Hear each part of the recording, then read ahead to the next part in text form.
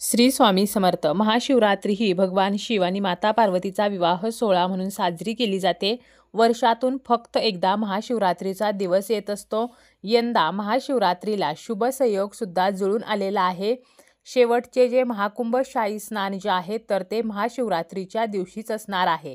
त्यामुळे या दिवसाला विशेष महत्त्व प्राप्त झालेले आहे. वर्षभरामध्ये 12 शिवरात्री येत असतात, परंतु त्यापैकी फेब्रुवारी किंवा मार्च महिन्यामध्ये येणारी महाशिवरात्री ही अत्यंत खास असते. जे लोक महाशिवरात्रीचा उपवास करतात, व्रत करतात, त्यांना भगवान शिव आशीर्वाद देतात, त्यांच्या मनोकामना पूर्ण करतात. समुद्र मंथनातून निघालेले हलाहल याच दिवशी शंकरांनी प्राशन केले होते आणि जगाला विनाशापासून वाचवले होते.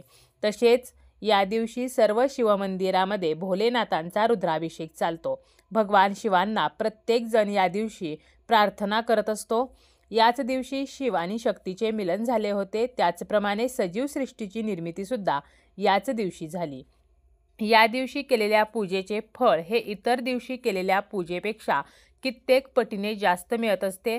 परंतु चुकूनही काही व्यक्तींनी शिवलिंगाची पूजा जी आहे तर ती करू नये, अन्यथा महादेव क्रोधित होतील आणि याचे दुष्परिणाम जे आहेत तर ते आपल्याला सोसावे लागतील.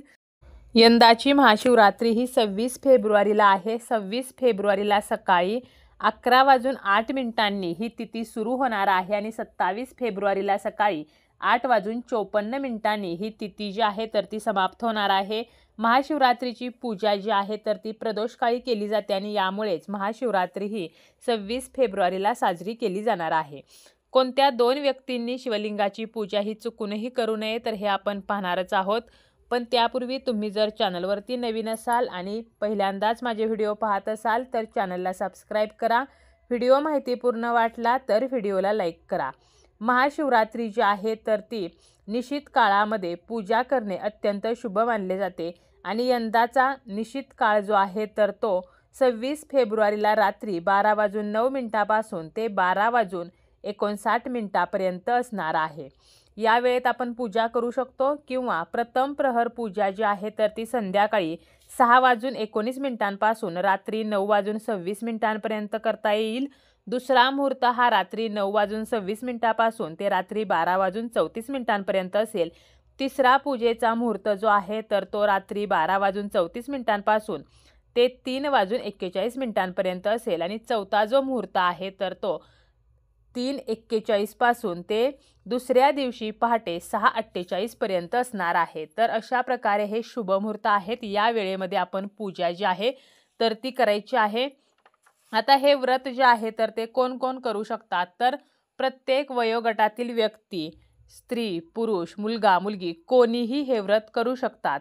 कुमारिकासुद्धा आपल्याला महादेवांसारखा पती मिळावा, माता पार्वती आणि महादेवांसारखा संसार आपलासुद्धा व्हावा तर यासाठी हे व्रत करत असतात. त्याचप्रमाणे ज्या सौभाग्यवती आहेत तर त्या अखंड सौभाग्यासाठी आणि वैवाहिक सुखासाठी हे महाशिवरात्रीचे व्रत करतात. विधवा ज्या आहेत तर त्यासुद्धा महादेवांवरती आपली श्रद्धा जी आहे तर ती व्यक्त करण्यासाठी शिवांची उपासना करतात, महाशिवरात्रीचा उपवास करतात, व्रत करतात. परंतु मग हे व्रत जे आहे तर ते कोणी करू नये तर ज्यांना मासिक धर्म आहे, पिरियड आहे तर अशा महिलांनी हे व्रत जे आहे तर ते करू नये. म्हणजे काय तर उपवास करायचा आहे परंतु पूजा जी आहे तर ती करायची नाही. घरी जरी आपण शिवलिंगाची पूजा करणार असू आणि जर मासिक धर्म असेल तर ही पूजा करता येणार नाही.